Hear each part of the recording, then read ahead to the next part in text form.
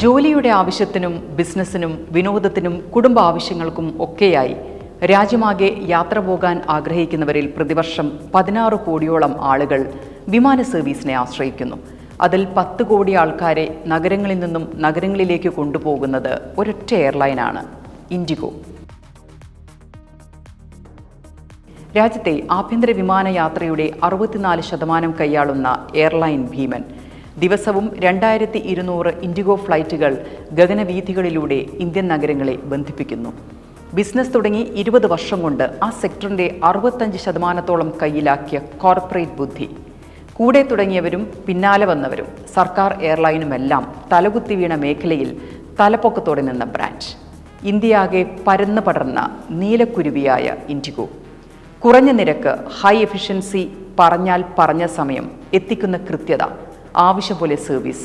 Indian മധ്യവർഗത്തിൻ്റെ കയ്യടി നേടാൻ ഇത്രമാത്രം മതിയായിരുന്നു. 20 വർഷം കൊണ്ട് ഇൻഡിഗോ ഇന്ത്യക്കാരൻ്റെ ഗുഡ് ബുക്കിൽ കയറിപ്പറ്റി. എതിരാളികൾ ഓരോന്നായി തളർന്നു വീഴുകയും യാത്രക്കാരുടെ എണ്ണം അനുദിനം തഴച്ചു വളരുകയും ചെയ്തപ്പോൾ ഇന്ത്യക്കാരുടെ വ്യോമയാത്ര മോഹങ്ങൾക്ക് ഒരു കുറവും വരുത്താതെ ഇൻഡിഗോ സർവീസുകളാൽ പടർന്നു പന്തലിച്ചു. അങ്ങനെ ഇന്ത്യൻ മാനവും യാത്രക്കാരൻ്റെ മനവും കവർന്ന അതേ ബ്രാൻഡ് ഒരാഴ്ച കൊണ്ട് ഇന്ത്യയാകെ വെറുക്കപ്പെട്ട ബ്രാൻഡായി മാറി. രാജ്യമാകെ സർവീസുകൾ താറുമാറായി ലക്ഷക്കണക്കിന് യാത്രക്കാരെ ദുരിതത്തിലേക്ക് തള്ളിവിട്ടത് പൊറുക്കാനാകാത്ത അപരാധമായി ആ എയർലൈനിൻ്റെ പേരിനൊപ്പം എന്നുമുണ്ടാകും. കാരണം ഒരു ദിവസം കൊണ്ട് സംഭവിച്ച ദുരന്തമല്ല എന്ന് എല്ലാവർക്കും അറിയാം. പൈലറ്റുമാരുടെ ഡ്യൂട്ടി സമയവും ഫ്ലൈറ്റ് അവേഴ്സും പൈലറ്റുമാർക്ക് ക്ഷീണം ഉണ്ടാകാതിരിക്കാനുള്ള വിശ്രമവുമെല്ലാം ഗ്ലോബൽ സ്റ്റാൻഡേർഡിനനുസരിച്ച് സെറ്റ് ചെയ്ത് director general of civil aviation FDTL rule book ഇറക്കുന്നത് 1.5 വർഷം മുമ്പാണ്. ഇത് നടപ്പാക്കേണ്ടതാണെന്നറിയാവുന്ന ഒരു എയർലൈൻ അത് ചെയ്യാതിരിക്കുകയോ ഡിലേ ആക്കുകയോ ചെയ്യുമ്പോൾ അതിൻ്റെ പാപഭാരം ഇൻഡിഗോയ്ക്ക് മാത്രമാണോ? നിയമമുണ്ടാക്കിയ DGCAയ്ക്കും ഉത്തരവാദിത്തമില്ലേ?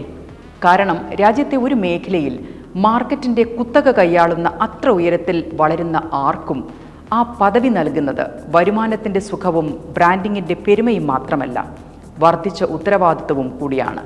നിങ്ങൾക്ക് ഏതെങ്കിലും ഒരാവശ്യത്തിന് ആശ്രയിക്കാൻ ഞാൻ മാത്രമേ ഉള്ളൂ എന്ന അവസ്ഥയുണ്ടായാൽ നിങ്ങളെ ഒരിക്കലും ബുദ്ധിമുട്ടിക്കാതിരിക്കാൻ തക്കവണ്ണം സൗകര്യങ്ങൾ ഒരുക്കാനും സദാ ജാഗരൂകരാകാനും നിങ്ങൾക്ക് മുടങ്ങാതെ ആ സർവീസ് ലഭ്യമാക്കാൻ ഏതറ്റം വരെയും പോകാനുമുള്ള ബാധ്യത എനിക്കുണ്ട്. ഒരു മാർക്കറ്റിൻ്റെ 65% കൈയാളുക എന്ന് വെച്ചാൽ തുലോം തുച്ഛമായ കോമ്പറ്റീഷനുള്ള ബിസിനസ്സാണ് ചെയ്യുന്നതെന്നർത്ഥം. അവിടെ ഇൻഡിഗോയ്ക്ക് രാജ്യത്തെ മറ്റൊരു ബ്രാൻഡിനുമില്ലാത്ത അത്ര റെസ്പോൺസിബിലിറ്റി ഉണ്ടായിരുന്നു. കൾപ്പബിളി കെയർലെസ്, പൊറുക്കാനാകാത്ത പിഴവ്. അങ്ങനെയേ ഇൻഡിഗോയെ കാണാൻ പറ്റൂ.